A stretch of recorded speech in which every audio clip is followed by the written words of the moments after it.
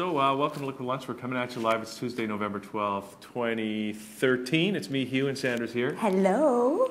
We got a little bit of a new scenario here. I am loving the new digs. Are you? I'm going to fall asleep on this couch. Can you wait till after the show? Yeah, because you know what? I wouldn't want you to know that I snore.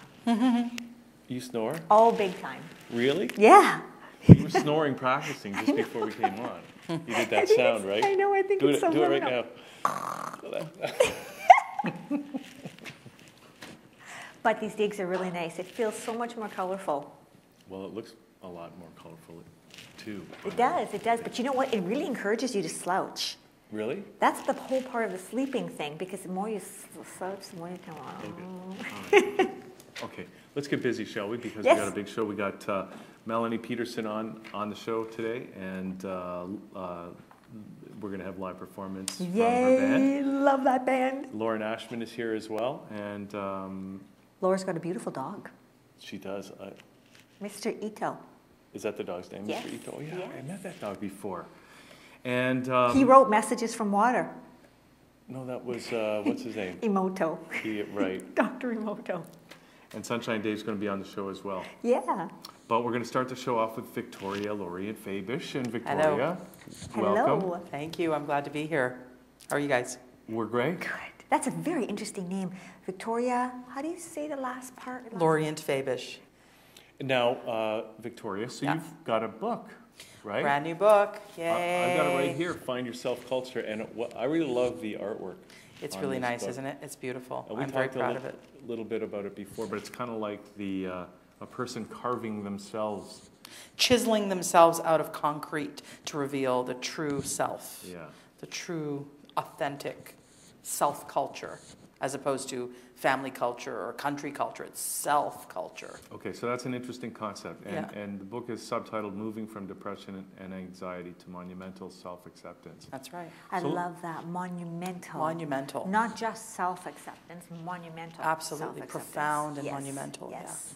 So what is this idea of a self-culture? Because when we think about culture, we think that it is a collective thing. We're Yeah. part of a culture, right? Culture lives largely in our mind. I mean, it's a collection of habits and practices that are passed down generationally, and they're kept alive by our thinking and our repetitive experiencing of different rituals and traditions. But what I find is that people sometimes are subjugated to the family culture or to the country culture, and then their own self-culture is lost in the mix, and they end up often depressed, anxious, unable to really step into sort of a life purpose experience. And I see that for over 20 years in my office, and I started to really see that, there's an opportunity for people to find their true self, but that seemed to be maybe sometimes people feeling like it's a narcissistic pursuit. And so I say, this is not narcissism when you find your self-culture. This is an opportunity to have a person fill their own cup first, create an overflow, and then give to others from that overflow. And then they can actually participate in their community in a non-resentful way if they fill their own self-culture first. So when you're talking about filling your cup, Yeah. what do you fill that with? What does that look like? Vitality, you fill it with correct boundary setting. You say no when you want to say no. You say yes when you want to say yes.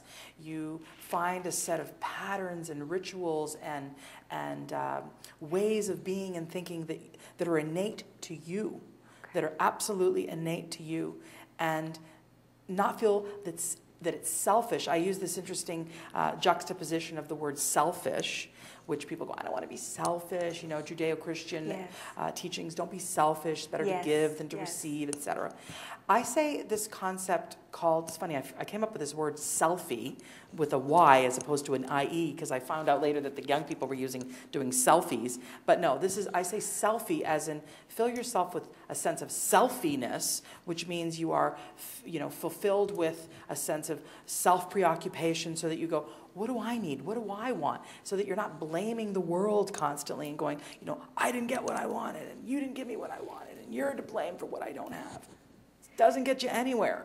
It gets you nowhere fast, in fact. So is this book about how to go and fill that cup with your Absolutely, yeah. So in the book I talk about overcoming anxiety, overcoming depression, managing, and actual techniques that I use in the office that are very, very easy and very user-friendly, and they really do work. And also, I talk about how to relate to other people. You know, where are you going to put your friends? Where are you going to categorize your different friends? Or are you just going to be an open, free-for-all and have no boundaries, which I find is the fastest way to deep and profound unhappiness.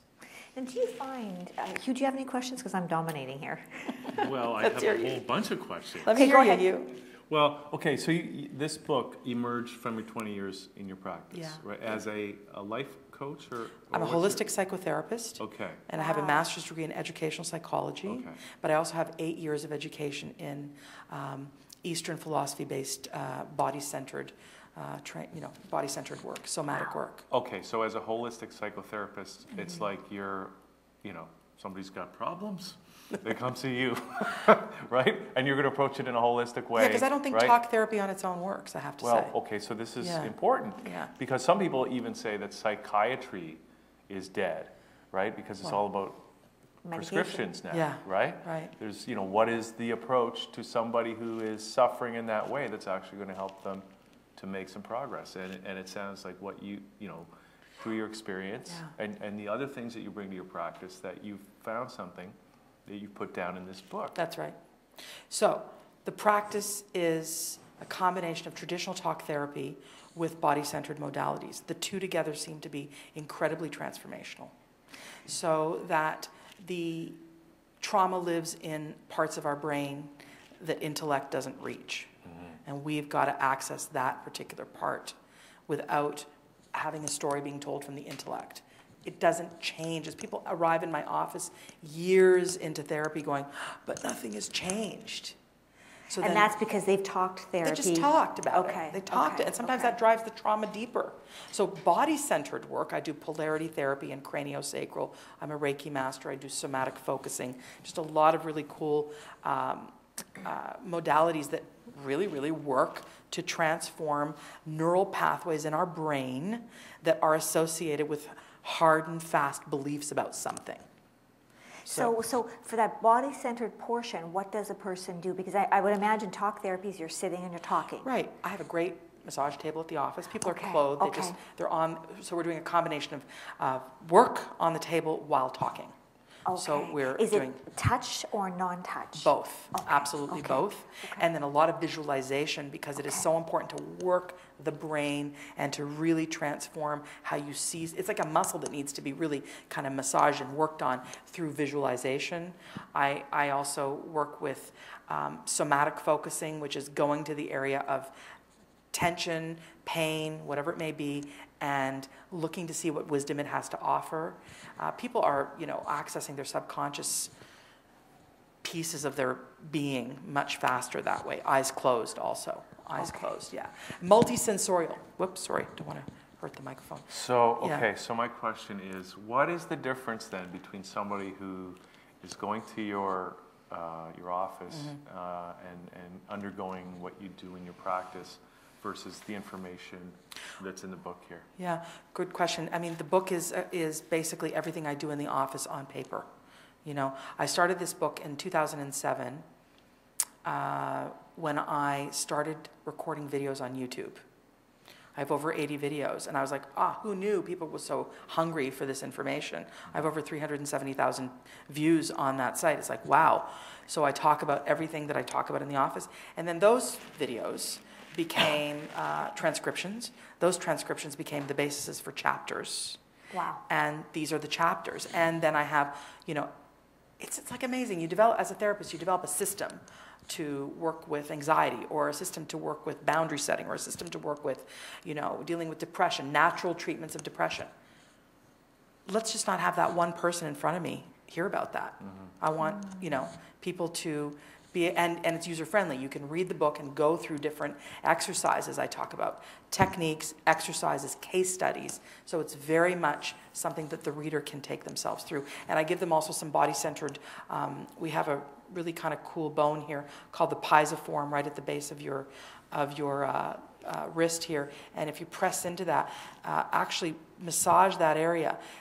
Can you show that? Yeah, right there. And there's a little bone, it's a knob, and you press on that, and it actually generates some relaxation in your system. It's great in a traffic jam. I think here. Yeah. What? Right there. Okay, Yeah, you did that's have the it. one. Sorry, I was on the You're on side. it. You're on it. Okay, Yeah. okay. You go to the bottom of your pinky, and right at the base of your palm, there's this great little bone, and it's a great. I tell people to hold on to that as they're feeling just hold on to it, just hold, and just sort of breathe with it, and it tends to bring a relaxation response, which is really what this type of work is all about. You're talking about all this trauma. I talk about that in there, techniques to do that. Trauma that are very scary and sort of energizing and fear producing, but you're creating it you're speaking about it in a relaxed way. You're talking about things that are traumatic in a relaxed way, so you create a new neural pathway experience, a new brain experience when you're dealing with something that's scary. So, okay. You have a question? Okay. Well, I'm thinking, Yes. Victoria, because what I was thinking was, this idea of having a self-culture, because, going back to that idea that a culture is like a collective thing, I mean, I can see potentially where somebody who's finding their self-culture may find themselves at odds with their the dominant community. Culture out there, Yeah. or what does that mean for culture as we've come to understand? Well, it's not about up till now? rejecting, not a wholesale rejection of your family culture or your country culture, but it's also not disappearing in it. It's allowing yourself to shine in it and feel a sense of empowerment in your thoughts and feelings and opinions and feelings about what it is you're doing on the planet. Okay. Well, it reminds. Aloneness can come from that, but you got to bring forth your cheerleaders and bring forth your own fellowship. You can't just, you're right, be an island. But it's not about waging war against anything. It's about something of an integration. So you can still be, follow a certain religious path or a certain. Oh, totally. Okay. Yeah, it's finding your own unique, authentic voice within the larger setting. Because I'm thinking too, people talk about you grow up, you get thrown into whatever culture that you're you don't born have a choice. into, Yeah. and you have to, you're told no, you can't do that. Yeah. You got to do this. It's got to be this way. That's right. You're kind of brainwashed to become part of that culture, right? I agree. Ding, ding, ding, ding, ding, ding. I've always thought that culture Ding, ding, was ding, just ding, another ding, ding. word for brainwash, actually. I've always thought that. Culture is? is just another word for brainwash. Well, it is exactly that, because we're born, we have our parents, and they have the generational stuff, and then here, is that going? Sorry we about don't that. want it to touch the Yeah, mic no problem. thingy. Sorry about that. You've got all that incredible influence, and you just do that, and hopefully it works for you. If it works for you, awesomeness. But it's a gamble if it's working for you. If it doesn't work for you, what do? You come and see you. Or read my book. Or read the book.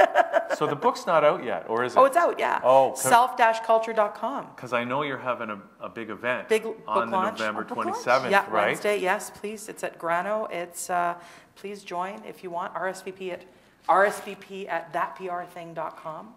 And I know, isn't that funny? Anyways, but you can get it at self-culture, and information about the book launch as well at self-culture.com. Self-culture.com. Or self-culture.com. And it's put it this way, if you're not happy in your life, look at yourself and go, what's happening with me? Don't blame the outside world. What's happening with me? See, that's a tough one, Victoria, because I've always... Because you want to blame everyone? No. I've always blamed Oh, yeah. society. It's society's But how do fault. you win that way? It becomes this incredibly de-energizing, depressive concept. I say empower It's yourself. disempowering, yes. Completely. It's very disempowering. You see, you Empower have yourself. bookends that are telling you how disempowering that is.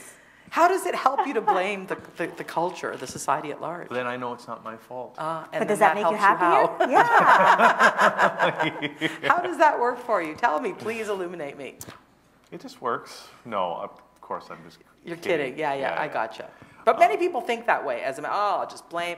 And they're not joyous, and they're not, in my opinion, living the life the universe intends for them. And I believe there's a paradigm shift going on right now on the planet, if we're going to kind of go a little bit woo-woo. Yeah, let's do that. You know, like go a little We're woo-woo. all about woo-woo. Okay, Wait. good. All right, so there's a paradigm shift going on right now, and I believe that the universe is saying, get on board with what the heck you're supposed to do on this planet and start doing it. Or you're missing this ship, Earth ship, you're off the ship. Absolutely. You're missing what's really going on.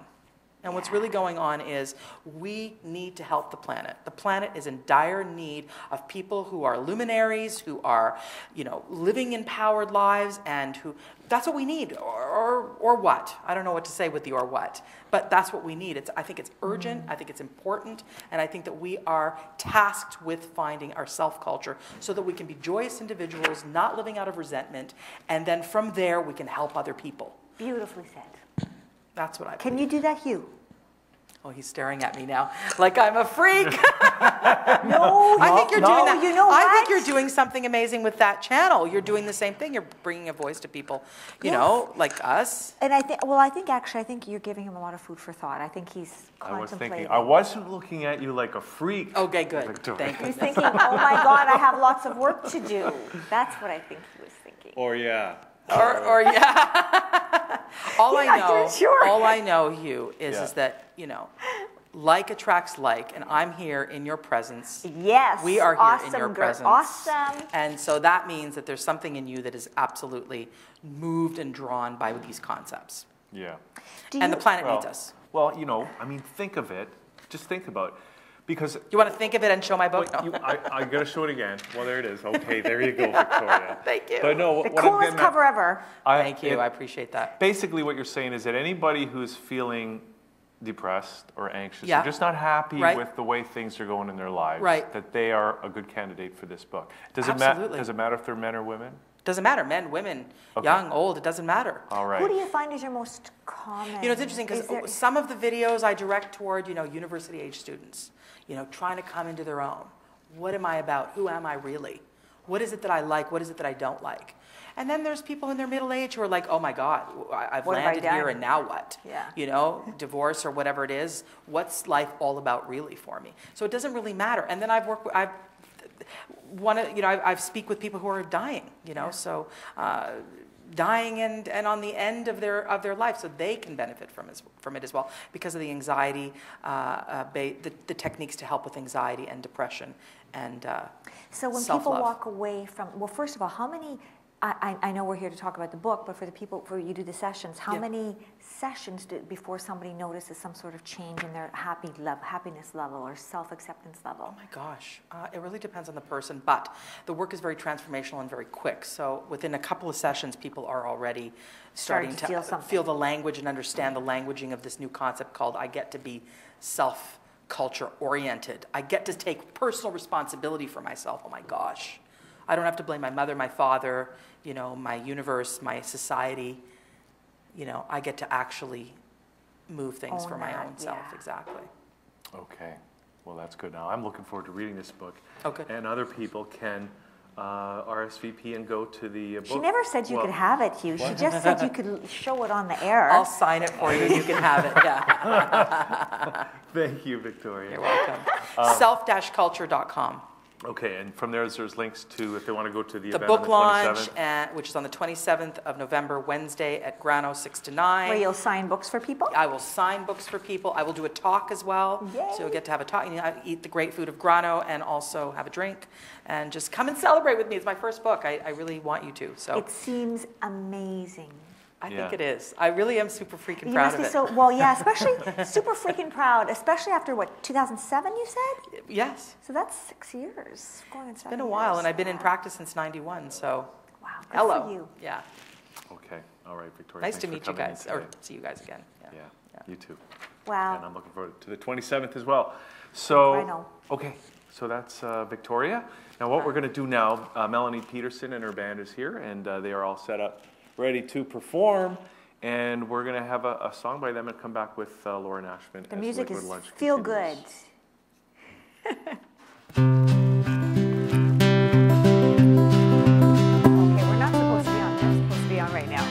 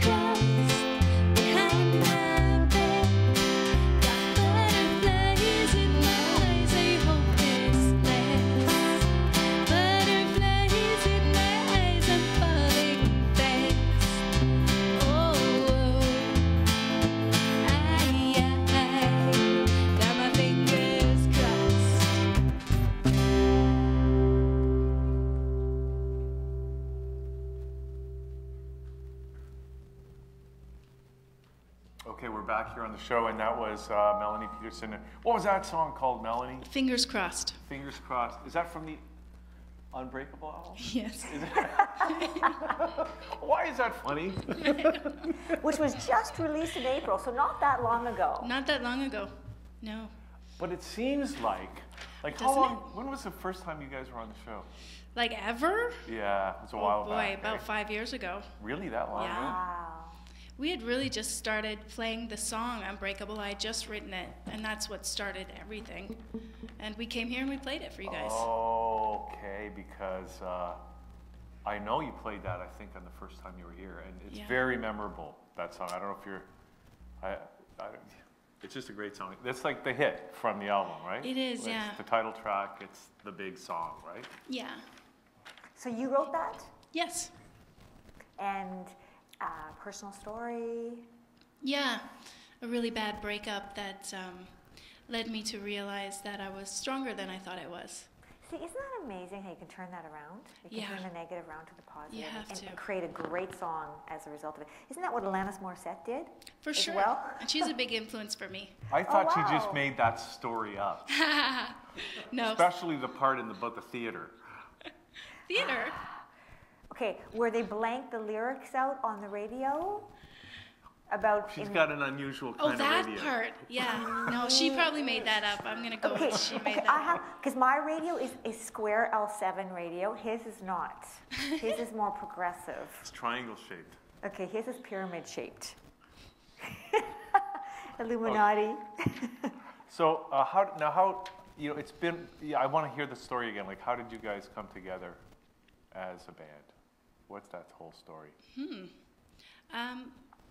Well, I met Peter at a party, at a producer's party, and I was just playing by myself pretty much at that time and just starting to sing out a little bit. It was new to me. You were starting to sing out, yeah. And writing, and then Peter enjoyed my songs and said, hey, I'll play with you sometime. Come to this open stage. So I did. It was at the Only Cafe on the Danforth, and we played together. And then... was he playing bass at the time? He was playing bass, and I'd never played with a bass player before. Yeah. So that was really fun. So we started to work pretty intensely together, and I would play all my new songs for him, and then we would go out and play them at open stages a lot. Just the two of you? Yep. Yeah. That's how we started. And then we met Pete through a teaching school where Peter was teaching music for a while, and Pete still teaches there a little bit. Oh, he doesn't anymore. Okay. And when we met him there, and he joined the band, and then I started to look for a producer for my next CD, for the CD for Unbreakable, and that's when I met Mitch, who produced the CD. Who also plays guitar. Yes, he plays a lot of things. On the CD, he's playing like tons of different things. Like He's what a else? star. Mitch, what else are you playing? Mitch. Well, I'm a bass player, so. Oh yeah. So you got two. I'm just faking it right now. I'm just kind of looking good. See, it's easier for a guitar player to fake being a bass player than it is for a bass player to fake being a guitar player, because you got 2 extra strings, you got to play chords. It's hard. Yeah, Pete's got the gig, so I'm not gonna, try to. So do you play other instruments on the CD too? Okay. I fill in a little bit, but it's just when we're on a budget, and it's not worth calling someone late at night to do a couple of notes on something. I'll fill in. Yeah. That's generally the rule. Well, so you're the handyman of music. Yeah, but when we can, we'll bring in the ringers to do it right. Yes. Well, okay, listen, I know we actually had some trouble with Peter's mic for the first part, but we got it working now. Could you do another song? Because I know you guys sound great together, singing together. We'd love to hear something else. Okay. This is called Don't Tell Me.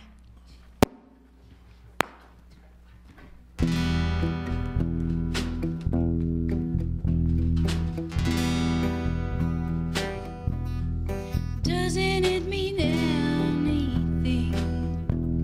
I'm standing here at your door, tears streaming down my face, 'cause I can't fight it anymore. I told you I needed time. Maybe I thought that was a lie.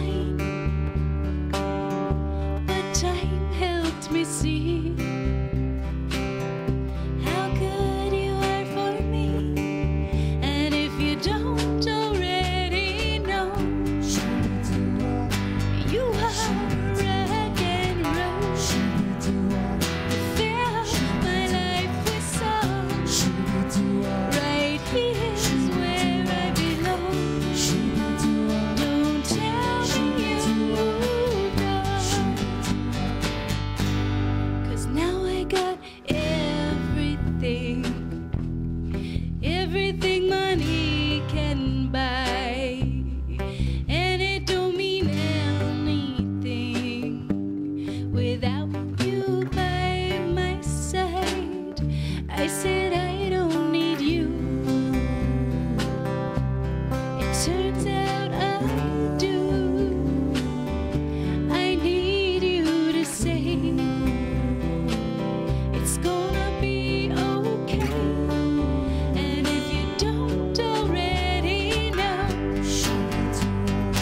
you are back and rush. Fill my life with songs. Right here's where I belong.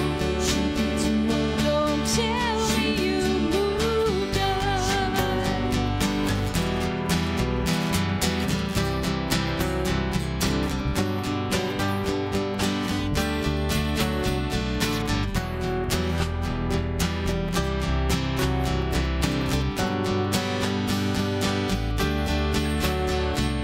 If I let myself say it, I'd say I'm afraid to fall. I don't want to lose you. I'm ready to risk it all, 'cause if you don't already know, you are rock and roll. Fill my life with songs. Right here's where I belong. Don't already know, you are rock and roll. Fill my life with songs. Right here's where I belong. Don't tell me you moved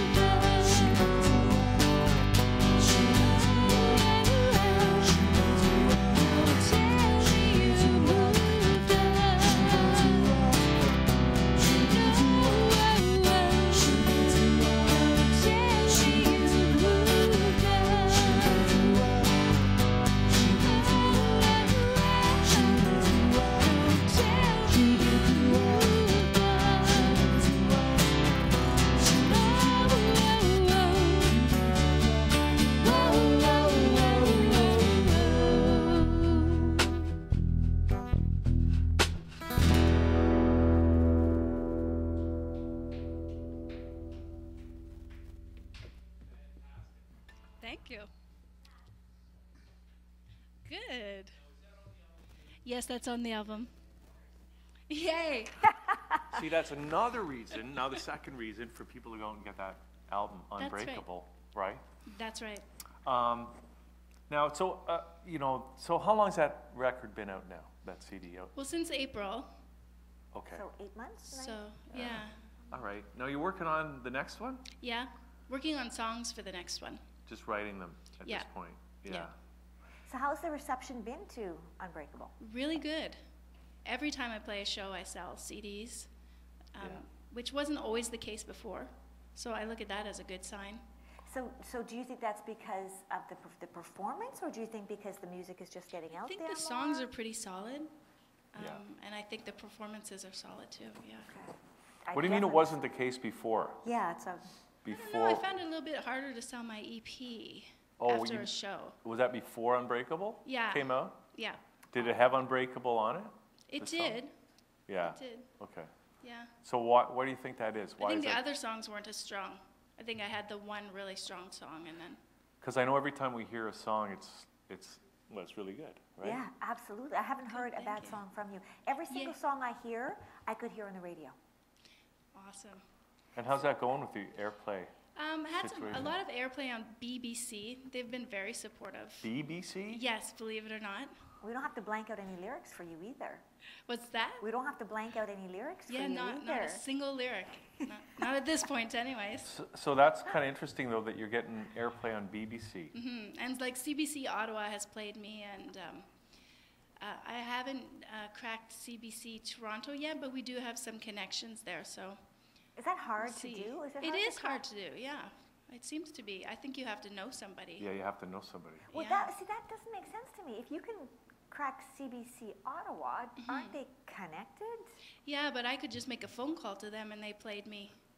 But where here, it seems much different. Isn't that interesting? But why, okay, so I don't get it. Like why, well, I guess I get it, but in the old days, I thought the good music would rise to the top, like Cream, right? Yeah. But today, it really seems like you really have to know somebody, and that, because there is so much music, and only a few radio stations, and I don't even know who listens to radio anymore anyway. I know. People are listening in so many different ways now. Yeah. Do you find that you have a hard time with the U.S.? That's a major competitor of you, and even with CBC, do you find you're having a hard time because Canadians don't get a lot of consideration? I don't find that's a problem. Okay, well that's good. So how come they caught onto you on BBC? Any idea? I know someone who got my CD to the host, and she played it, and she likes it. Yeah. So she's often playing my songs and being so again, supportive that way. It's who you know. It kind of is. I'm thinking, I think if I get it with a label or a really powerful manager, I might find more radio play, but I'll let you know. Don't you have to sell your soul to the devil? Do you? I'm not sure. I mean, maybe. It works for Lady Gaga.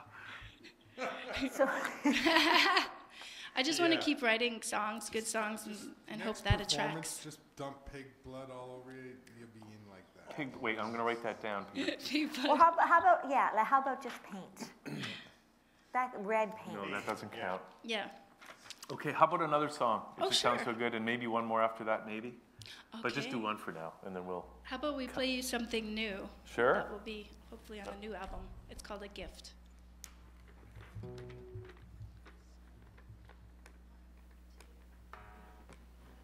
I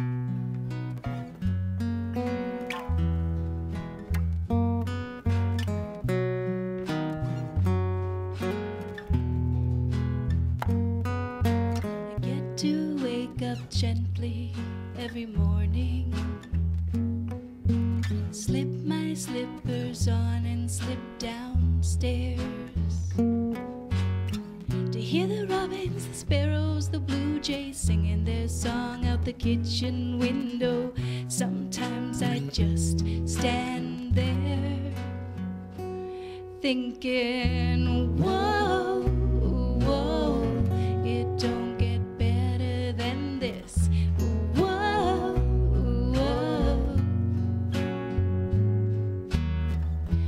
whoa, whoa, I have been given a gift. Whoa, whoa, you can read my mind from the next room. You know that I know you inside out. You bring the funny, the clever, the good times. Never have to stand on my head to please you, baby. There's no doubt. Whoa, whoa, it don't get better than this. Whoa, whoa,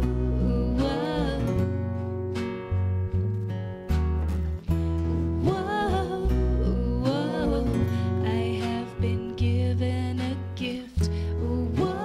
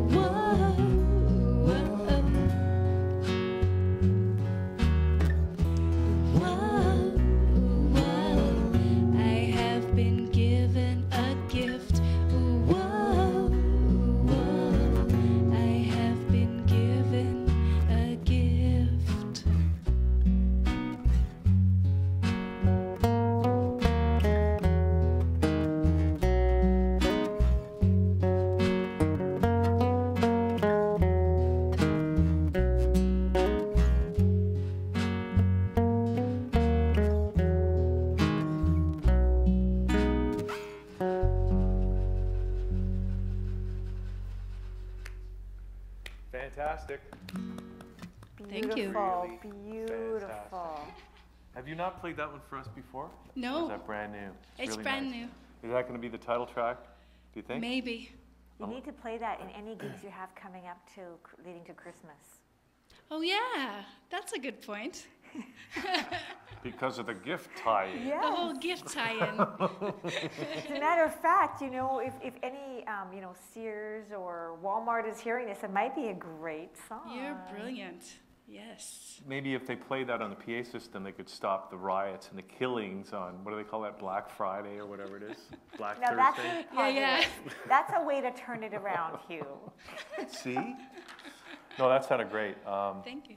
Okay, so now you got a few, so when can we expect that new album to come out? Hopefully start recording it in the new year, so that's all I can say for sure. April, it'll be next Okay. April. All right. With any luck.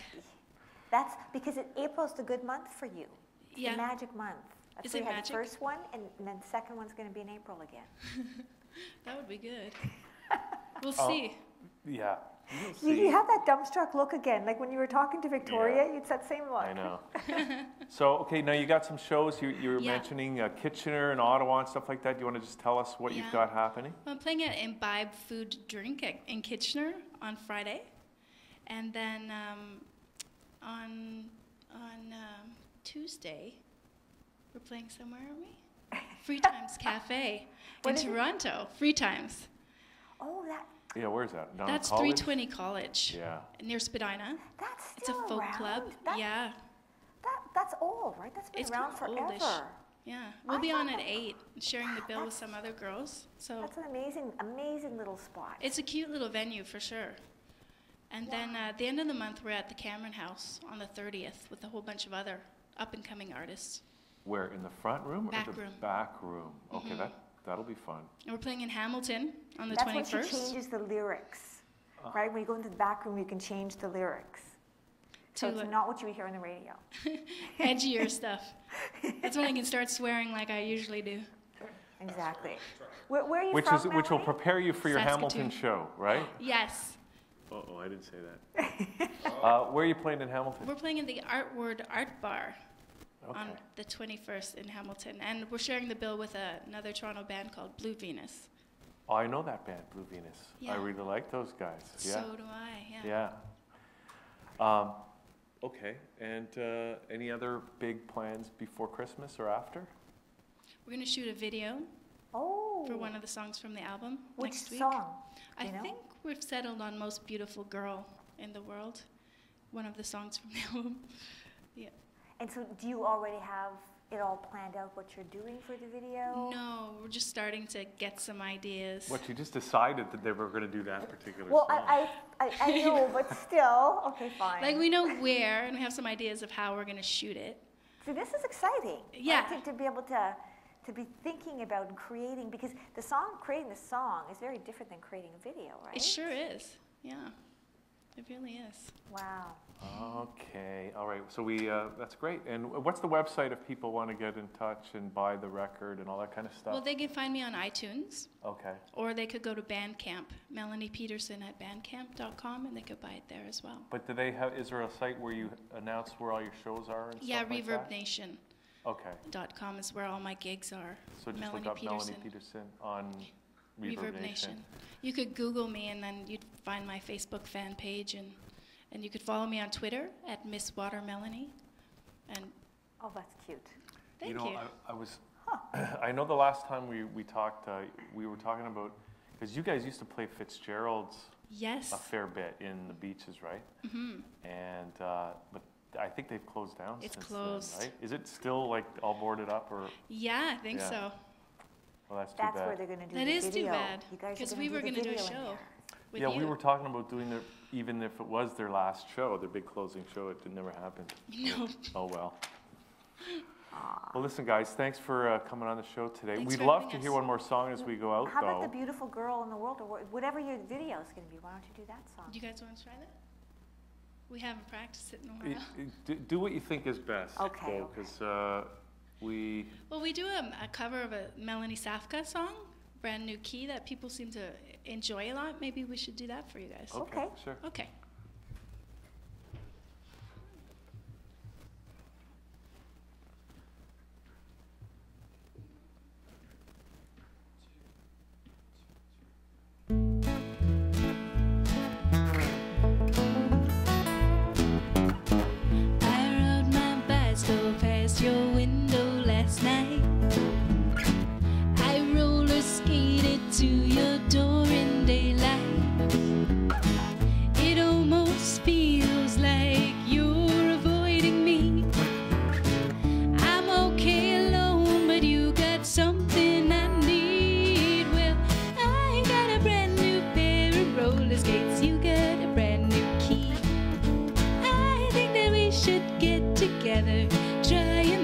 and see. I've been looking around a while. You got something for me. Well, I got a brand new pair of roller skates. You got a brand new key.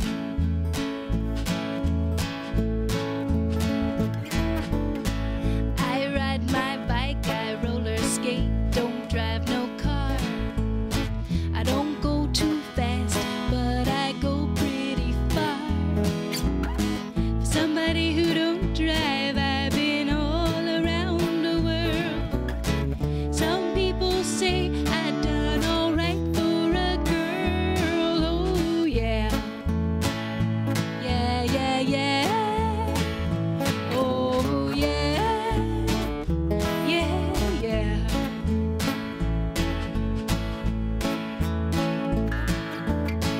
I asked your mother if you were at home. She said yes, but you weren't alone. It almost seems like you're avoiding me. I'm okay alone, but you got something I need. Well, I got a brand new pair of roller skates. You got a brand new key. I think that we should get together, try 'em out and see. I've been looking around a while. You got something for me. Well, I got a brand new pair of roller skates. You got a brand new key.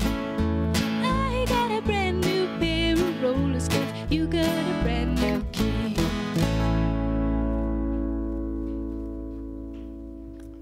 That sounds fantastic. Boy, that really brought me back when that song was out. What a great sound, though. What a Yeah, you really guys sound lovely great. sound. And, Good, we thank could you. almost just sit here and Yeah. hear you guys do a whole concert for us. So thank you so much for coming in today and doing that. Thanks for for us. having us. Okay, so again, if people want to find out more, just look you up on Reverb Nation. And where else can they go? They could find my Facebook fan page, Melanie Peterson. Yeah. That would be a good place as well. Or Miss Water Melanie on Twitter. Okay. And your next Yeah. Toronto show is at the Free Times Cafe when is that? on Tuesday the 19th. Perfect. So people can Yeah. go there, and you're going to have CDs there, right? So We'll they have can CDs there. Yeah. take a Come little around bit. 8. That's, I think, when we're getting started. So Okay, great. Well, Wow. thanks, guys, for Good luck on the coming in today. video and the Thank new you very album much. or a new CD to come out Yeah. in thank you. April of 2014. And we look forward. Yeah, we'd love to have you back. Thanks, so. Okay. Thanks for having us. No pressure. No, Thanks. it's all good. Okay, so we're going to take a little break. We're going to come back with Laura Nashman in a couple of minutes. But in the meantime, I got this. They found an alien base. No, the Hollow Earth. You know, we talked about the Hollow Earth. I got some video, number 3, and then we'll come back with Laura. Okay. Liquid Lunch continues.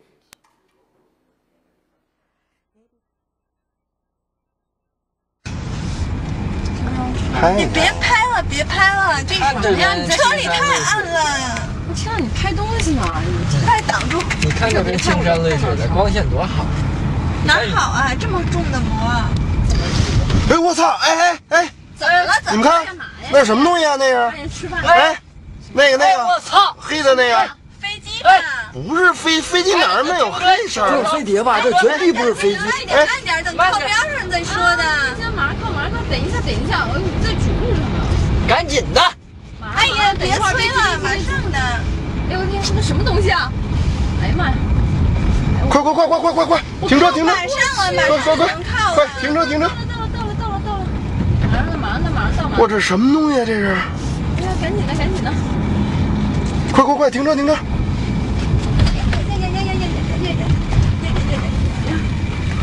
快下车！别那么着急，他跑不了。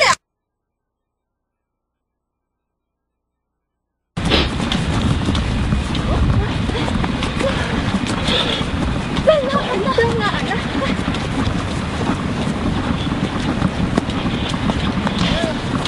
我看见了。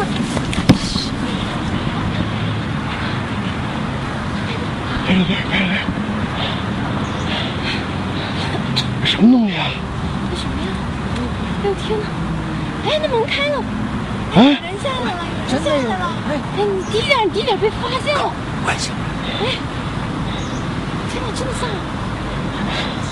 这什么呀？他下来干嘛呢？他看咱们了，他看咱们了。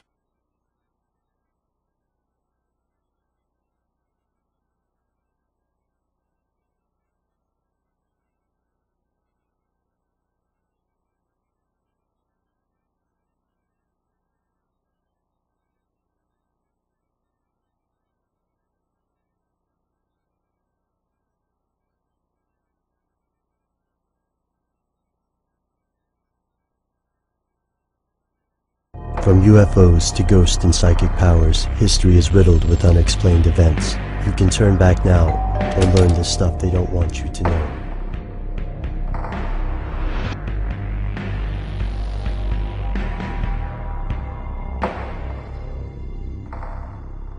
I always thought Earth was solid, but is it? Some people don't think so. In fact, hollow Earth theorists think the Earth's surface is only 800 to several thousand miles thick. They believe an entire world exists beneath this surface, illuminated by a small star. This land, they say, is inhabited and can be reached through deep cave systems like Kentucky's Mammoth Cave or the Earth's North and South Poles. Mammoth Cave is the longest cave system in the world, and no one knows how deep it actually goes. If there is a hollow Earth, maybe this is a good place to begin the search. But what about gravity and earthquakes? If the Earth is hollow, how does it generate the gravity necessary to keep objects pinned to the surface? Some hollow earthers believe the gravitational pull of the inner star or the crust of Earth itself is sufficient to maintain surface life. Thousands of people across the globe believe Earth is a hollow sphere inhabited by an alien civilization. I can see how this sounds silly, but the Nazi Party bought it hook, line, and sinker. In fact, the Third Reich took the hollow Earth theory seriously enough to send 3 expeditions to Antarctica, starting in 1938. One of these missions was specifically designed to search for an entrance to the Earth's interior. Based on information from Arctic tribes, Tibetan shamans, and the Occult Thule Society, Nazis were convinced the possibility was worth investigating. They declared part of Antarctica Nazi territory and named it New Schwabia. If the Earth did prove to be hollow, the Nazis planned to locate Allied ships by shooting infrared waves through the Earth to England. If the interior of the Earth was, as they believed, both hollow and inhabited, the Nazis planned to contact these inhabitants and gather their support in the war on the surface world. The isolated location provided a perfect backdrop for other, more sinister experiments: submarine technology, invisible aircraft, nuclear power. I hear the British and US military may have even sent fleets of ships down to stop the Nazi activities in Antarctica in an operation called High Jump. While this Project High Jump was officially listed as a reconnaissance mission, questions linger regarding the mysterious deaths of people involved. Many researchers believe the Nazis maintained a secret submarine and aircraft base. Several Hollow Earth researchers believe the Nazis never found the entrance, but instead stumbled upon technology from the subterranean world and reverse-engineered these artifacts, ultimately designing what we would recognize as UFOs. Here's where it gets crazy. Some of these people believe the Nazis did discover an entrance to the inner world. What's more, they argue Adolf Hitler may not have died in the infamous bunker suicide, but instead escaped with his supporters to the South Pole, where the secret Nazi outpost maintained control over a passage to the interior. Proponents of this theory allege that thousands of scientists disappeared toward the close of the war, retreating into the Earth. The mainstream scientific community scoffs at these allegations, but is it really that strange? We know, for instance, that the US itself recruited Nazi scientists in Operation Paperclip. And the Nazis certainly made it to New Schwabia, and they felt vindicated by the endeavor, so much so that they annexed part of Antarctica to protect their claims. What did they discover amid the desolate frozen waste? Alien technology? Uranium? Or something else? Something they don't want you to know.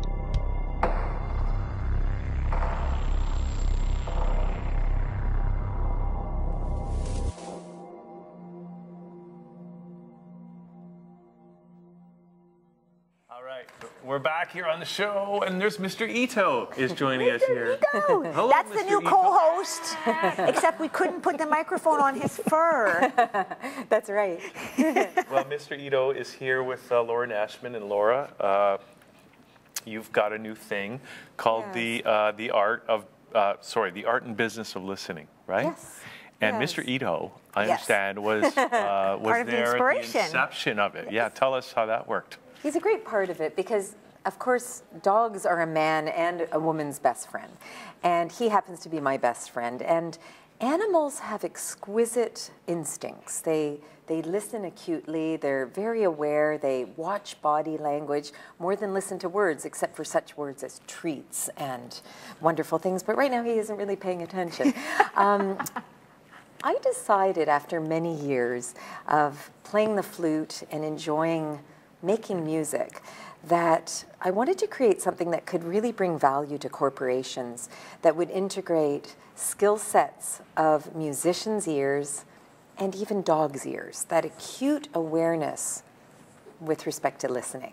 Because in business, we're so inundated and so busy that we get filled up and our inbox is filled up, our texting's going on. We arrive at meetings and interactions filled to the brim.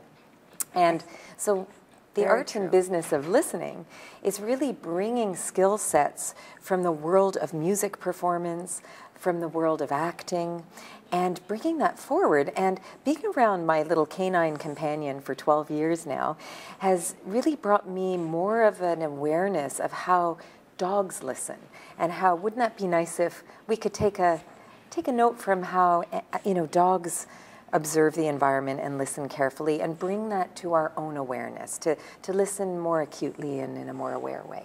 Okay, so how do dogs listen then? So, like, what does that mean about how dogs listen? Well, first of all, they have a much more expansive range of listening, and they're alert. They're alert to the moment. And a lot of us are caught in the past, worrying about what we've done wrong and could we have done it better, or we have anxiety about the future, and we're preoccupied beyond the moment. And so what I've learned a lot from being in the moments with my dog Ito is that every moment counts, every moment is fully aware and present, and that if we can bring this more into our business environment, into our interactions, into our conversations, into our business meetings, as well, as you can see, Ito likes to just sort of do his own thing. And there's a sense of improvisation, there's a sense of individuality. Everything isn't by the book, but it is more improvised. And so in this program called The Art and Business of Listening, we have a terrific team on board to go out to companies, comprised of 4 of us. And we have a guitarist named Bill Bridges, a wonderful, wonderful guitarist, composer, someone with whom I've recorded and performed music for years.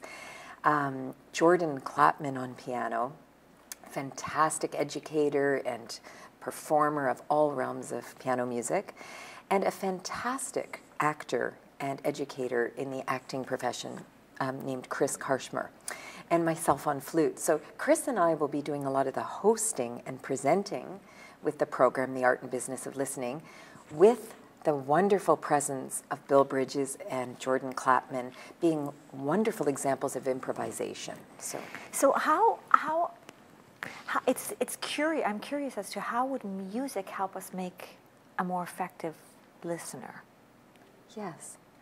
We as musicians actually zone into our hearing sense more than our visual sense. Okay. And we're very much zoned into our instincts, our kinesthetic sense. Okay. And so what I was hoping to achieve with this, and I've noticed some great results so far, is people, when they're given exercises with respect to listening, and they have a band in front of them, and we help signal areas where they can focus, the audience can focus.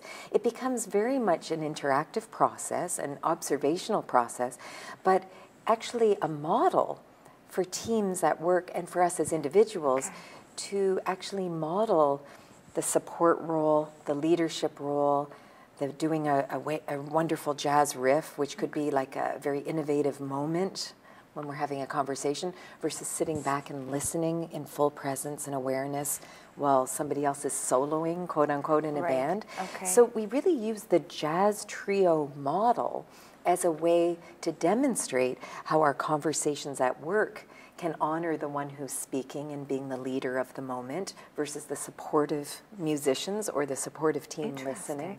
So it's a transference of roles, it's a complement of roles, and it's also generative, it's organic, because we don't know when a solo occurs, what's going to happen next, what's going to be built upon it. And same with business, if we're not just always planning things out perfectly, but leaving room for the conversation to evolve naturally, that's where the jazz musician performance model can be helpful to the business environment. So is it fair to say then, Laura, that you're trying to encourage moving from thinking to feeling more in a business environment? Because that would seem to me, when you have that music, that you can't help but invoke this feeling, right? It communicates in a feeling? Yes, absolutely. I think more and more the way the business world is evolving is it's becoming more tuned in to the natural and authentic basis of who we are, and being less fear-based and more open to new possibilities of creativity and innovation. And when we are in a creative realm, we are often in a very deeply feeling realm. There's the logical mind and the creative, like left brain, right brain. And so the integrating of both occurs through music making as well as through business innovation. And so yes, to answer your question in a very long way, to actually allow ourselves in teams and as individuals at work to take the risk to speak up, to be heard, to truly listen, and be in that heartfelt realm of feeling in addition to logic. See, that makes a lot of sense to me because it's not threatening. See, when you talk about moving from your head to your heart or coming, from more of a feeling perspective in a business environment, that's like taboo. You just don't do that. But when you bring that element of music, I think it somehow takes people's guard down, and it's not as threatening to be able to, because you can't help but feel. Yes. And respond. Your body responds. You may not want to respond here, but you can't help but respond here. Absolutely. So that makes a lot of sense to me, actually. And from power to empowerment. I know empowerment is a very well-used word in certain fields, but it seems to me that more and more, even in the TED Talks of the world, there's more and more speakers that are plugging into authenticity and empowerment and personal power through being really natural in our connections with others. And I think that the natural route is to become a much better listener so that our conversations can be empowered as team conversations rather than, the boss or the leader and the followers. It's much more exchangeable, the roles exchange. Yes. Wow, it sounds... Well, I'm just curious because I know that often business people and corporations talk the talk about empowerment or about some new approach that's going to, respect the employees or the other stakeholders in a company, but also I've seen in many cases where they, to really implement a systemic new approach often just doesn't happen because after the weekend is over, everybody just goes back to doing the way things they always did. And so I'm just curious, what's the feedback you're getting from the corporate world about your program and how they can actually implement it? Well, the how about implementation is really something we can even take home and work with ourselves every day too, so that as we approach our business environment daily, we're taking an awareness that we're already practicing at home and on our own. And so it's just really, again, acute listening to our own thoughts and understanding that what we think about and how we speak about what we think about is really how conversations evolve. So it's to, be very aware when we're having thoughts that could be rather than progressive, destructive towards goals at work. So thinking more in a very positive, confident light about our own ability to generate change and be part of a team that generates and innovates change creatively. So the feedback I've been getting has been phenomenal. In fact, I'm very fortunate in being featured in a magazine this month, November. I think it's coming out November 15th, and it's called Ignite magazine, and it's in the, I think it's Bright Minds, New Ideas section. Wow. And they're very thrilled to be sharing this with their readers, and they're all conference type people and meeting planner type people who are looking for new ways to innovate and to bring productivity, but creativity and innovation to the workplace. So it's been welcomed very nicely. And I think this whole edutainment model, where it's educational, it's interactive, it's experiential, but it's also entertaining. It's nice to have a jazz trio on board while there's some training going on and some learning that's generative, that they can take home and continue to use. It's not just a wow experience for the day. Yeah, well, that's an interesting thing. It's one thing to have somebody come in and talk to people in a company, but it's another thing to bring in a jazz trio. And I'm just curious, like, what is the impact of having that jazz trio there while you're giving the presentation? People love it. People love it because most people, if they love music, there's a part of them that may enjoy jazz music. And there's a certain level of flexibility and playfulness with jazz music, so that to witness people in the workplace having a jazz trio come to them, it sort of immediately puts them into a state of club, you know, having fun. Yes. And as we all know, that learning usually occurs the most rapidly when we're in a state of joy or laughter. That's why a lot of professional trainers get a room into a state of laughter or fun and then start teaching, because the guard has gone down, people are more relaxed and receptive. So in the same way, having a jazz trio on board not only is instructive or as a model of successful teamwork, it's also a way for people to relax while being in a training environment that's very experiential and role play. So in terms of the experiential aspect of it, how is it? What kinds of things do you do? Do they what does it sing? look like? Describe what it looks like when you go into a company.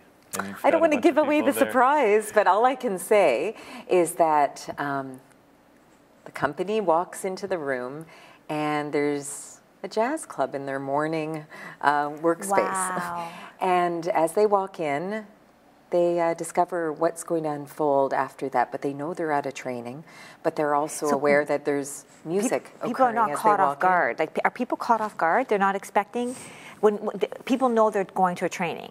Yes. But they have no clue as to there's jazz musicians here. They may know a little bit about that. There's going to be some entertainment at it. But I don't really want to give it away because it is something to be unfolded and discovered. But what I can say is that there are role plays that occur where people are in couples of two in the workplace. And there are some breakout groups of 4 or 5 or 6 people. And then there's examples of music and then conversations with the room about how that is transferable into the team experience. So there's a lot of creativity and innovation and a lot of, I would say, even organic process going on in each and every workshop. It's not all by the book. We have a model, but then we also play with the room. So that's what, you know, engenders more spontaneity within the training. Go ahead. Well, okay. I just want to ask because, I mean, your website's called Performance Charisma, and I want to know what the relationship is between this particular workshop, the art and business of listening, with performance charisma. Like, what is performance charisma exactly? And how do they relate? Thank you. Performance charisma was 2 words, is the coupling of 2 words that are very important to me. So I created the website based on high-level performance in any art form or business or science. We all want to be at our best. In our core, we know that we can do our best, and when we choose to, we're at high-level performance. So part of the training is to really suggest to all of us that we have the potential to be at our best when we choose to and when we have the tools and we make it a routine and habit to work towards our best. Charisma is something that we all, it's that je ne sais quoi. What is charisma? And we all have different definitions. Some people would say vibrancy, color, innovation, igniting some sort of magnetism between people. Charisma is that special je ne sais quoi. And I would say that with the coupling of performance charisma, it really allows us the tools as individuals to lend that to giving our best performance in our most authentic, dynamic way. And so under that umbrella of performance charisma is the art and business of listening, and there will be other courses that we're developing under performance charisma. That is just sort of the umbrella title for all of these performance-based, communications-based trainings and keynotes we'll be doing. So you have a lot of background in the artistic, the creative side. So you obviously, this is about business, so this is about team building. So what kind of background do you have that would lend itself towards the corporate culture so that they would understand what you're doing? Yes. Well, it's interesting. Years ago, I used to train horses when I was 10 years old, and that doesn't sound corporate at all. Some corporations support the Royal Winter Fair and things like that, but I don't know the connection other than I learned at an early age that riding horses and training a green horse that doesn't know how to jump, doesn't know how to gallop, to do so is a form of leadership.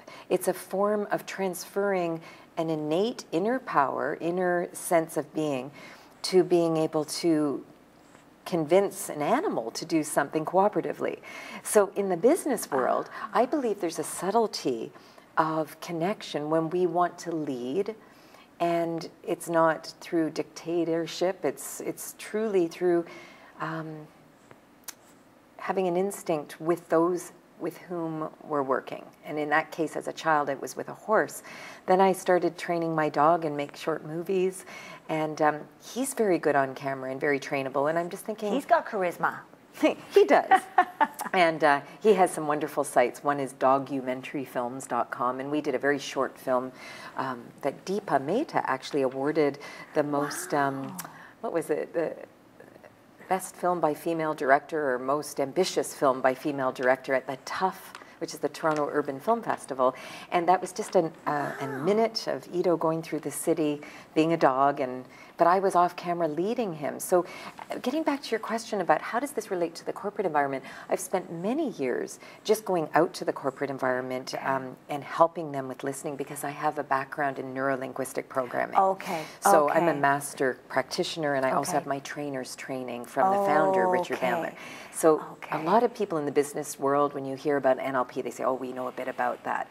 So I get into explaining further language patterns, the predicates we use, such as I would like to do this, or I should do this, or I want to do this, or I need to do this. Language patterns can really dictate the direction of our motions in life. So when I go into corporations, I help them with language patterns and noticing how they use words, how they connect. And so that's part of the training as well. So it's the words you choose in your speaking. Yes. And you also focus a lot on the listening. Yes. So the various elements of listening. Can you talk a little bit about the elements? Absolutely. As a musician and also as a specialist in NLP, I integrate the two when I'm working with corporate individuals, and that will also be part of the art and business of listening and performance charisma, a really important part, in fact. So when we ask questions, we listen for the predicates that people are using, and you can really hear from where the person you're speaking with is coming from.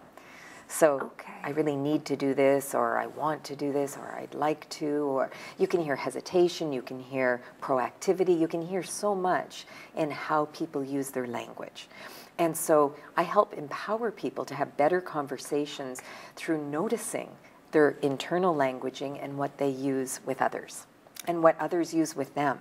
So there's a great linguistic component, and we can become better communication leaders when we use our language more with more awareness. So it's not even so much if I'm hearing listening Yes. correctly, it's as much or not so much even necessarily about what they're saying, but how people are saying it. And that's where the business of where the music of listening comes in, where the nuance is, where the tonality is, where the speed, where the rhythm of the voice is, where the hesitation, where the levels of urgency in some are, and where the calmness in others are.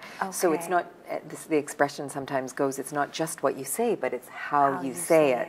So I also help people in the training, in the art and business of listening, is to have an artful ear to listen to subtle nuances that say so much more than just the words alone. Right. So. It seems like people have different, like some people, well, everyone naturally, to a certain extent, already gets that. Or some people get it better than others, right? Some people might have a real ear for that already, and other people might not have much of an ear for those subtle cues at all.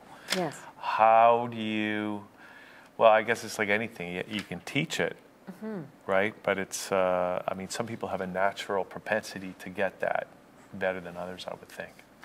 That's right. See, some people are made to be musicians or actors, and others, like you said, may not have the natural propensity.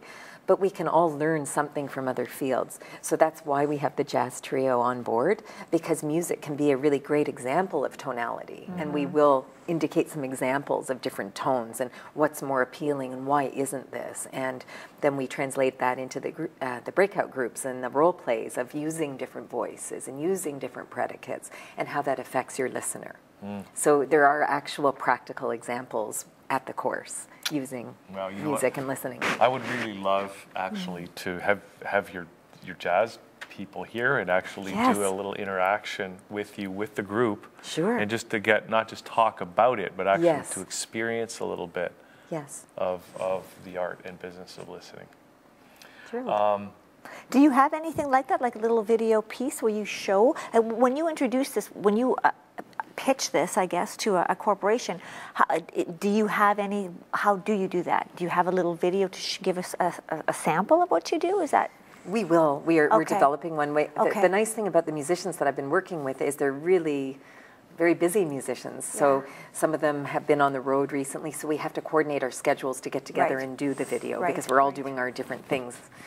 So yes, we will have clips of that available eventually. Because maybe if you could do that here, then you would have one. Yeah, that would be great. Yeah, if we could get them all in the room at the same time, we could actually and I'm sure we can do arrange it. that for sure. Absolutely. Especially if they're working musicians, they're usually around in the daytime, right? If they're not on tour. And one of them plays, my friend Bill Bridges, the guitarist whom I've been working with for 25 years, he's a guitarist in a beautiful band called Bowfire. And that's led by Lenny Solomon, the violinist. And it's comprised of many, many strings. And it's sort of like river dance, but with violins and guitar and jazz piano. And they go on the road and do big shows. So he's off the road right now, but goes back on and off. So yeah, so I'll and he also played in the most recent, there was a musical, Cats in Town, and so now that's finished. But he was during the day doing Cats matinees and evening performances. Did you enjoy it? I did. It was great. It was really good. It was a wonderful time. But he's not as famous as Mr. Ito. Yes, He doesn't have a first name. He doesn't need one. He's that famous. He does not need a name. He doesn't need any name. Just hey you. He also has a lovely site called The Doggy Llama, DOGGIELAMA.ca. And that's why I saw you bow into him when you walked in. No. I was just picking up a bone. TheDoggyLama.com? .ca.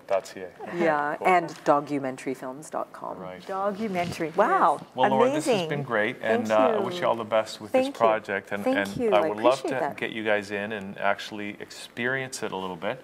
But in the meantime, if somebody is interested and they want to get in touch and maybe find out more, what website would they go to find out about, well, we know what it is, right? It's called performancecharisma.com. So that's just all one word. That's correct. And they can also try me on the business line, which is 416-924-8180. Okay. All right, and the site is just doing a little bit of development, so it will be up by the end of this week, Friday, the 15th of November. Right. Yes. And besides, if people see this on YouTube anyway, it's probably already up. Yeah. Okay. It's a brilliant concept. I think it can do a lot. Thank you. I appreciate that. We're looking forward to doing more of these. Thank you. Okay. So let's take a little bit of a break. We're going to come back with Sunshine Dave, but in the meantime, another Hollow Earth? No, they found an alien base somewhere, maybe in Antarctica. That's number 2. Is that maybe where the opening to the Hollow Earth is? That's right. Okay. We'll be right back. I think if it's warm in the Hollow Earth, we should all go there.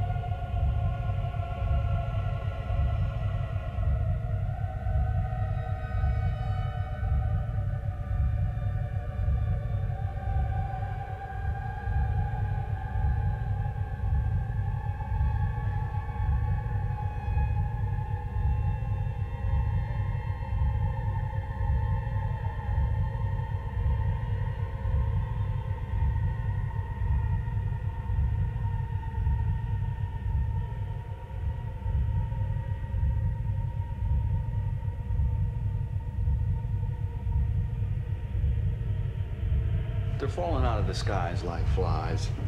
Chariots of the gods, man. They practically own South America.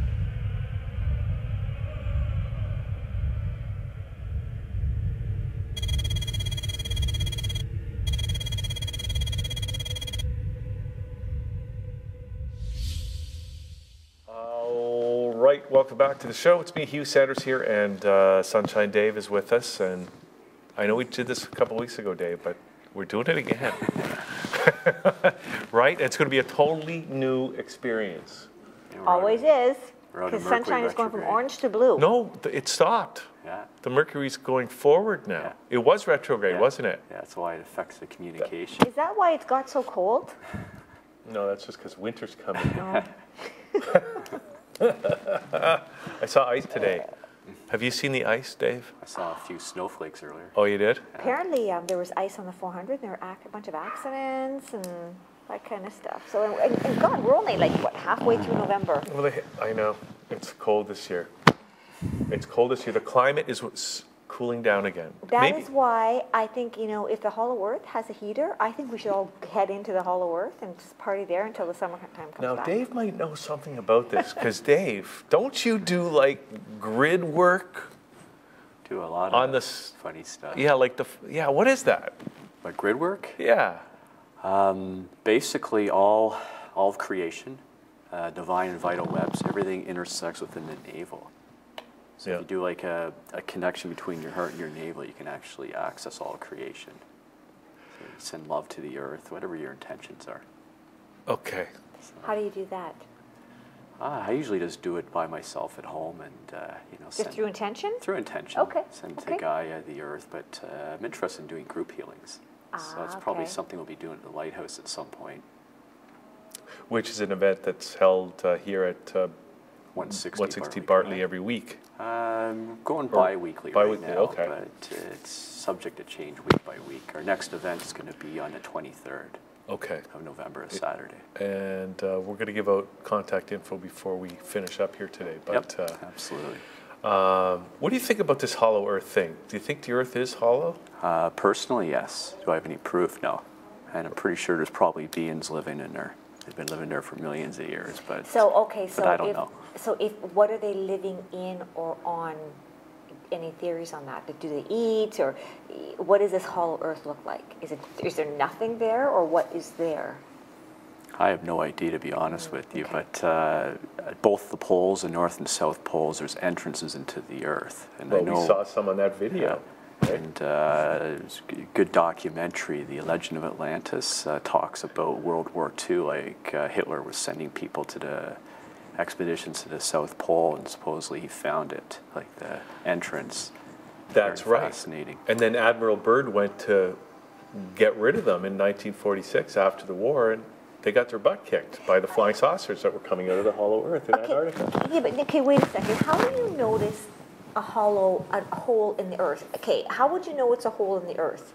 Because we walk by, and you can see holes, and you can look down and not see how far down it goes. How do you know that's the hole that goes into the earth? Didn't you watch that video? You just look for the hole and go, right? And then if a flying saucer comes out, you know you're there. Bingo. This must be the hole. Okay. Right? And then there's one on the other side too. Yeah, but the North Pole's frozen, so I don't think anybody's ever found that one. Well, they had a cruise that went up there a few years ago. Seriously. Are they doing a documentary or something on that? Maybe. I think someone by the name of Agnew Brooks, right? You might be right. I don't know, but somebody went up there, and you could buy tickets to go. They were going to go find the hole. So instead of buying tickets to go to the moon, you can buy tickets to go into the Earth. That would be cool. That would be the greatest roller coaster ride ever. You don't even have to buy tickets. Just go to sleep at night and astral travel there. No, it's a lot cheaper. That's something you've got some experience with, right, Dave? Astral traveling? Wow. I wander every night. I've woken up and there's been like light beings hovering above me. I've been in bubbles of light. There's been like open portals in my room.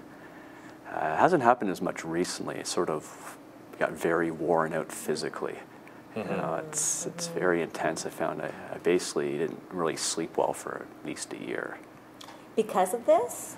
It's a multitude of things. It turns out I had a completely closed throat chakra, a blockage there from a karmic knot from past lifetime.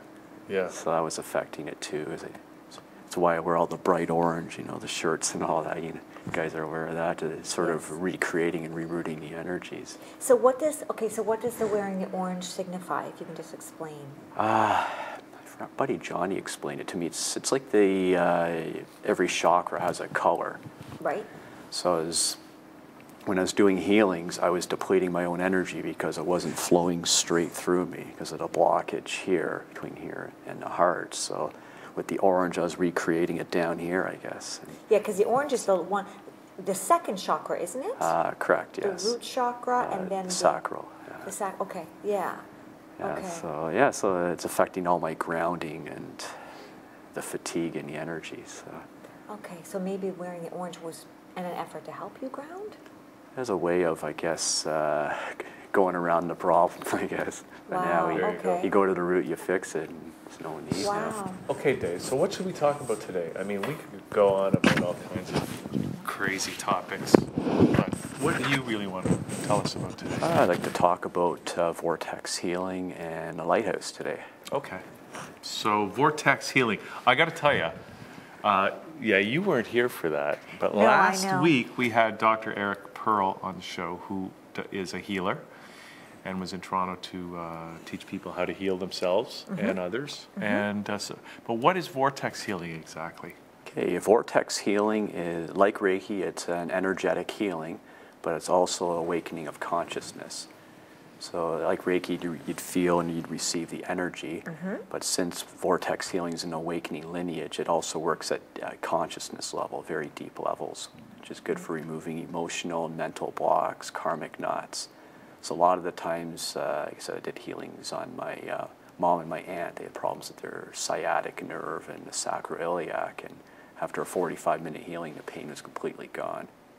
Because a lot of the time, the physical stuff is just attachments, things we're holding on to.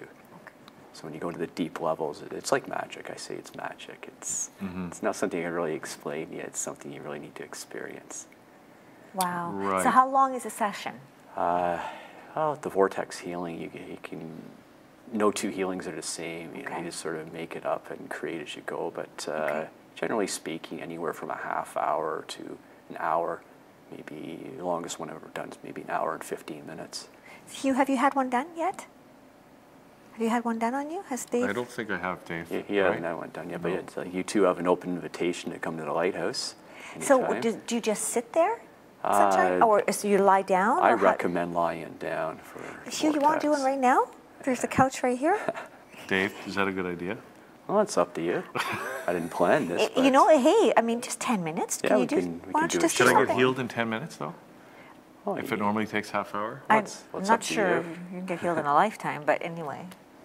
10 minutes. Because of the profundity of my problems? I got my tools with me. He's got everything here. Why not? Okay, but can we do it without me lying down? Yeah, absolutely. Okay, well let's do that. Then. Okay, so I should sit out though. No. Can she? Does she have to sit out? No. We probably, for doing the healing, you could probably do the talking. Yeah, you can do the talking. Okay, I will do the talking. So can you talk and still do this? For me, I can do it. Yeah. Okay. Okay. Let's set up the energy here. Okay. So we're going to set up the energy. So we're going to use the bowl, the Tibetan bowl. Yeah, sound and vibration are very important. Okay. So I'll set this up here. My stomach is going with it. I can hear my stomach.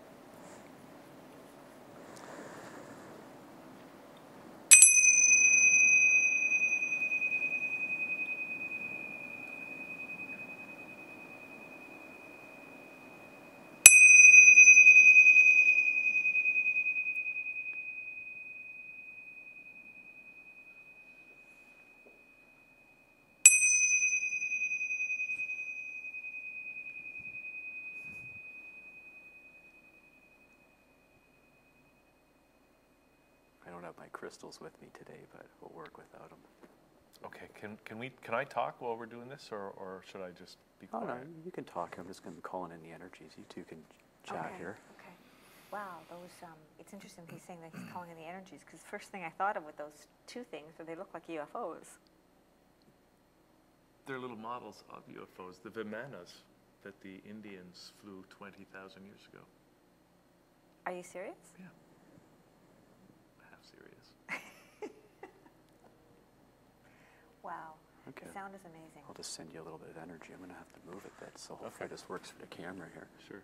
I'm just going to send you a little bit, hope my hands aren't too cold, a little bit of Christ consciousness energy. I'll just do this for a few minutes. Christ consciousness energy. From the vortex wheel. From the vortex wheel. Yeah, Jesus actually did vortex healing too. Okay.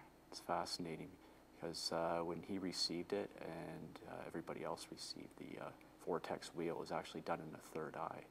I was just going to say, this is what you're doing. You're on. And then it shifted to the heart after Jesus received it. And then, so how did who gave it to Jesus? He received it from Fourth Merlin. I don't have my notes in front of me. Okay. So we are now on Hugh's third eye, bringing in Christ consciousness to the vortex wheel, through the vortex wheel.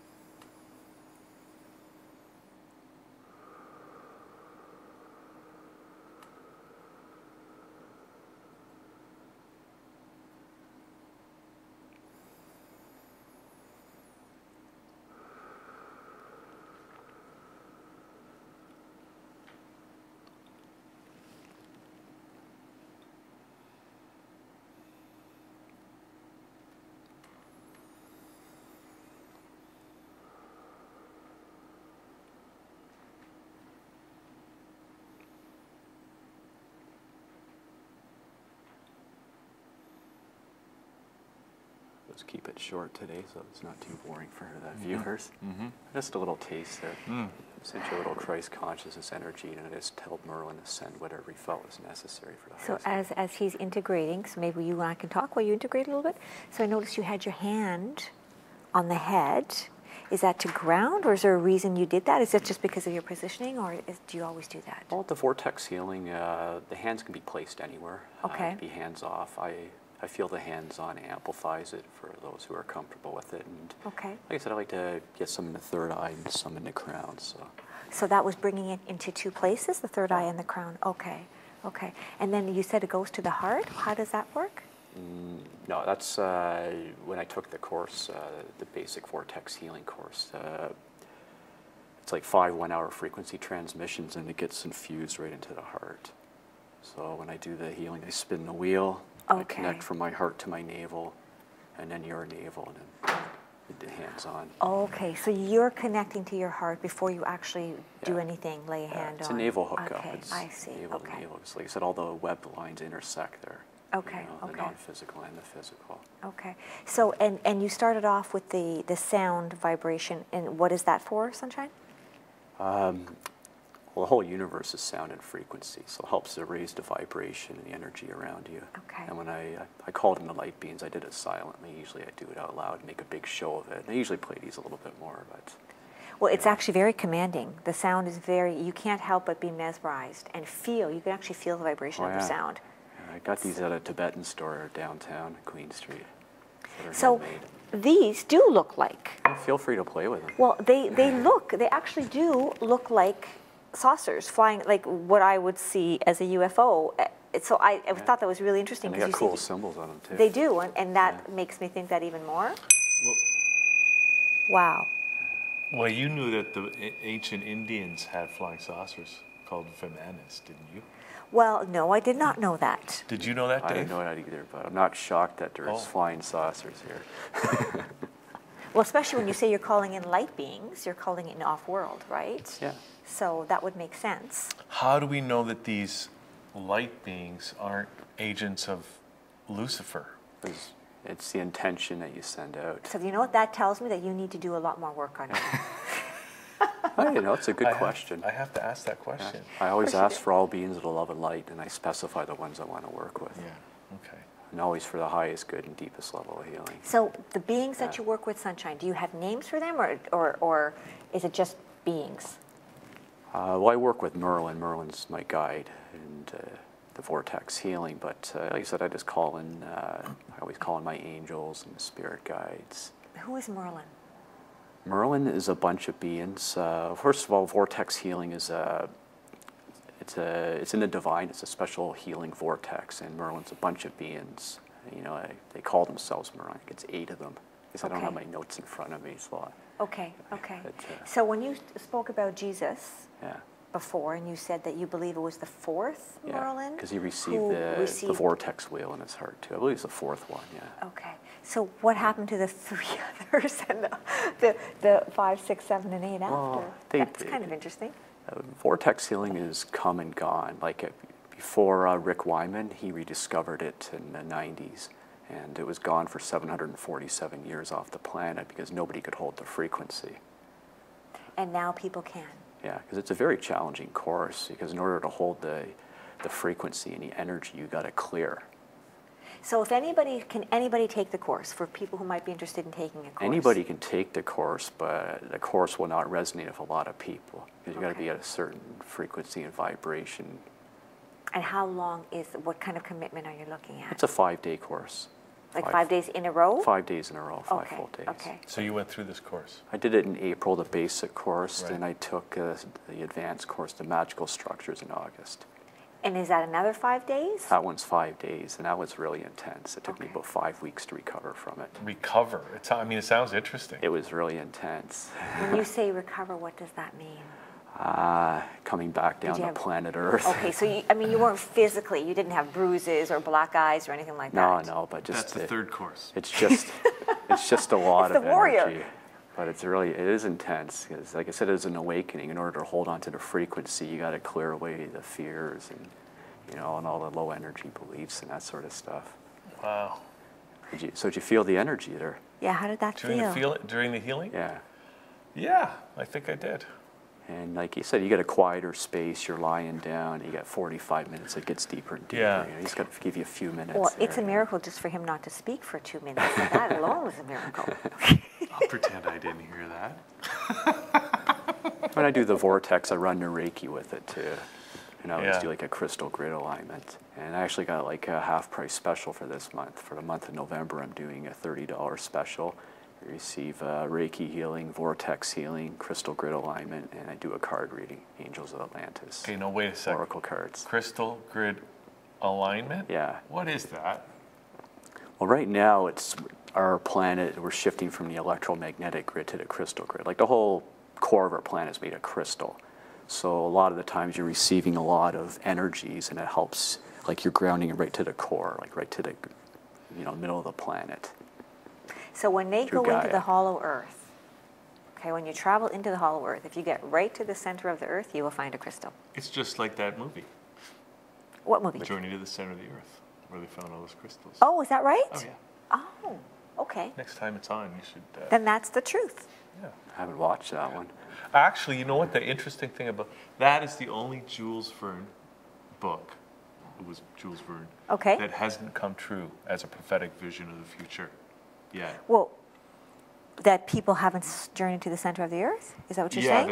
Yeah, that every other book he wrote turned out later on in the future. It was true, but not that one, because we haven't accepted this hollow earth idea yet. Well, except maybe people have gone to the center of the universe. Yeah. Maybe it has come true, but we just don't know it. Just like maybe there are beings on Mars, but some of us know it, right? Actually, I You had a good video that we can't watch. Speaking of which, I don't know if there's one in there. There's one, I don't know if we have it. It would be great if we could go out of it. It was a Martian, something from Mars, where they actually did find some life on Mars. Like humanoid life? Or animal life? Well, if we can get the video, see exactly what kind of. Got a few cards for you guys here. Well, thanks, Dave. So, okay, so mindbodysoulhealing.ca is the website, right? That's the website, so people can check out your stuff there and get in touch with you. You can find me on Facebook, also by email, Dave Kman, Dave Kman at hotmail.com. My YouTube channel is Sunshine Dave 2012. And you've got an event coming up here. Yep, we're going to be doing another one on Saturday, November 23rd. We go 2 o'clock to midnight. I'm not sure what we're doing, but there's been a lot of drumming, a lot of healing, a lot of good food, and yeah, we just go wherever we're guided. And how can people find out more? You can Facebook? Yeah, find me on Facebook, email. Or the website. The website. Mindbodysoulhealing.ca. Yeah. Right, Dave? Okay. Well, thanks for the healing, and that was really good. Thanks for coming in today and doing this. Amazing. Yep, and we got a 3-minute video on vortex healing coming up after this segment here. Oh yeah, right. Which will explain it deeper for the And then viewers. we go to Martians. Yeah. Or maybe we'll play it before. Yeah. Okay. Maybe we already played it. Well, thank you for having me on. Thank you. Okay, Dave. Thank you. Okay, so here's the video, and we will be back next time. We're done? Are we done? We're done. We're done. Wow. Unless you know something. Well, I'm heading to the Hollow Earth where it's a lot warmer. Okay. That's where I'm going. All right. No wind there. Thanks, everybody. See you next time. See you. Hi, I'm Sunshine Dave, and today's video is called What is Vortex Healing? Ever since I took the Vortex Healing basic course a couple months ago, I've been asked this question quite a few times. So first off, I'm going to start by reading what I put on the website. Vortex Healing, Divine Energy Healing, is a powerful energetic healing art from the Merlin lineage, which works solely with divine light and consciousness. Its name comes from a particular energy vortex that is the interface between our physical world and a special divine healing realm. Vortex Healing channels the divine energy of the universe to heal both the body and mind. Since it operates on a consciousness level, Vortex Healing can perform extraordinary healing on both the physical and emotional level, as well as release deep karmic issues. It transforms the roots of our issues based on the conditioning of separation consciousness back into wholeness again, by bridging both divine energy and consciousness into the receiver. And basically the way Vortex Healing is work, I took a course, and I have the Vortex Wheel of Light infused into my heart through a bunch of frequency transmissions. And start off by spinning the wheel in the heart and connecting it to my navel and to the navel of the receiver or receivers. And I find that the hands-on just amplifies it more for people who are comfortable with it. And just call upon Merlin to run different vortex programs or leave it open to the divine. And literally magic happens. I've been doing vortex healing, well, just a couple months myself, but I've been receiving it through a bunch of group healings through Simone Smallin of the Toronto Energy Explorers. You can find her up at meetup.com, and she's far more advanced than I am at this point. And every time I do a healing with her, within like a day or two, something magical would happen. It's usually unexpected. And this happened with pretty much every healing, so it really intrigued me. And I decided to check it out for myself, and I felt really resonated to take the course, and I'm very glad that I did. And you receive both a energy healing and an awakening of consciousness when you do a vortex healing. So you're actually receiving like a healing sort of on the physical level, but it's also clearing consciousness. And a lot of the times with the deep-rooted issues, emotional, mental, and karmic issues, when you remove it at the consciousness level, it'll automatically fix it at the physical level. Anyways, I'm just going to keep this video short today. If you want more information, you can contact me. I'm Sunshine Dave on Facebook, and my Facebook group is Sunshine Earth Healing. And email, you can find me at Dave Kman, Dave, K-M-A-N, at hotmail.com. And if you wish, you can also check out the website, vortexhealing.org. So just a quick little video today. Hopefully you got something from it, and peace and love to you.